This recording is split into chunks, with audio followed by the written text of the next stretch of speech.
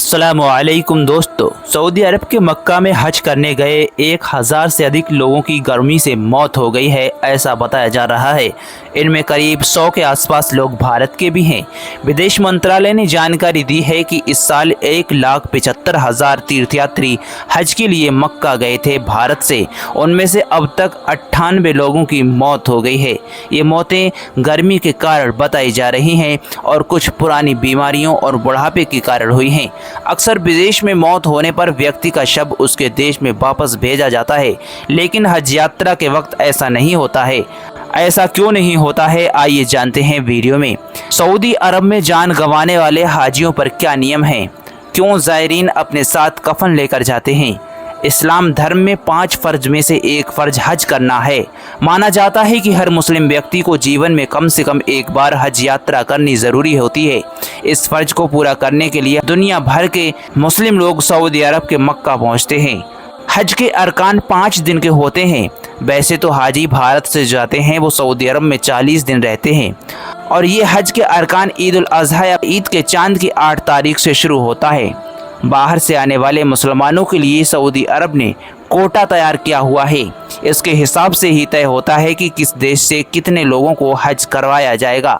तो दोस्तों, गाइडलाइंस के मुताबिक प्राकृतिक कारणों या दुर्घटना के कारण किसी भी तीर्थयात्री का इंतकाल हो जाता है तो उस व्यक्ति को सऊदी अरब में ही प्रचलित प्रथा के अनुसार दफन किया जाएगा। हज सीजन के पूरा होने के बाद भारत के महावाणिज्य दूतावास की तरफ से मृत्यु प्रमाण पत्र सीधे मृत व्यक्ति के परिजनों को भेजा जाएगा। सऊदी अरब के हज कानून में साफ साफ लिखा हुआ होता है, अगर कोई शख्स हज करते हुए जान गंवा देता है तो उसकी लाश को उसके देश नहीं भेजा जाएगा, बल्कि उनको सऊदी अरब में ही दफन किया जाएगा। हर हज यात्री सऊदी अरब आने से पहले एक आवेदन फॉर्म भरता है, जिसमें वो नियम को मानने की सहमति जताता है। वह इस बात की घोषणा करता है कि परिवार की ओर से आपत्ति जताई जाती है तो उसे नहीं माना जाएगा। मुस्लिम समाज के बीच मक्का और मदीना को लेकर मान्यता है कि यहाँ की मिट्टी में दफन होना उनके लिए सौभाग्य जैसा है। दोस्तों, जब किसी हज यात्री का वहां पर इंतकाल हो जाता है तो संबंधित देश के हज मिशन को उसकी सूचना दी जाती है। शख्स की पहचान हज यात्रियों को दिए गए गर्दन या कलाई पर पहनने वाले बैंड से होती है। इससे इंतकाल फरमाने वाले के नाम, उम्र, एजेंसी और देश की जानकारी मिल जाती है। अगर इंतकाल फरमाने वाले हाजी के साथ कोई रिश्तेदार या जानने वाले व्यक्ति हैं तो वे भी उनकी पहचान कर सकते हैं। दोस्तों, हज यात्री अपने साथ कफन लेकर के क्यों जाते हैं? व्यक्ति की पहचान होने के बाद किसी मान्यता प्राप्त डॉक्टर या पास के अस्पताल से मौत का सर्टिफिकेट लिया जाता है। इसके बाद शव को नहलाने और दफन करने का काम शुरू होता है। हज यात्री को उसके ही कफन में दफन किया जाता है। दरअसल हज यात्रा पर जाने वाले लोग अपने साथ एक सफ़ेद कपड़ा लाते हैं, इसे ही कफन कहते हैं। अगर यात्रा के दौरान उनकी मौत हो जाती है तो उन्होंने इस कपड़े में लपेट कर दफन किया जाता है।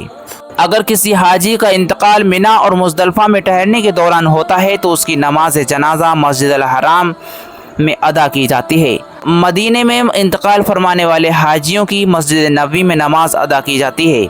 हाजी जद्दा या किसी और जगह जान गंवाते हैं तो उनकी नमाज जनाजा स्थानीय मस्जिद में अदा की जाएगी।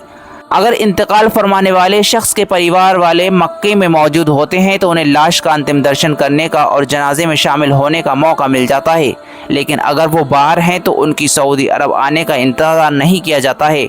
ज़्यादातर लोगों को मदीने में स्थित जन्नतुल बकी नामक कब्रिस्तान में दफनाया जाता है।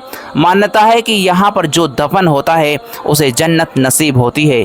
इसलिए हाजी और उसके परिवार के लोग चाहते हैं कि यदि यात्रा के दौरान उनकी मौत हो जाती है तो उन्हें वहीं पर मक्का या मदीना में दफन कर दिया जाए। अल्लाह तबारक व तआला से दुआ है कि जिन हाजियों का इंतकाल हो गया है, अल्लाह तबारक व तआला उनके घर वालों को सब्र अज़ीम अता फरमाए और हाजियों को जन्नतुल फिरदौस में आला से आला मकाम अता फरमाए। अल्लाह तबारक व तआला हम सभी को भी हज करने की सआदतें से नवाजे। दोस्तों, कमेंट सेक्शन में आमीन ज़रूर लिखें।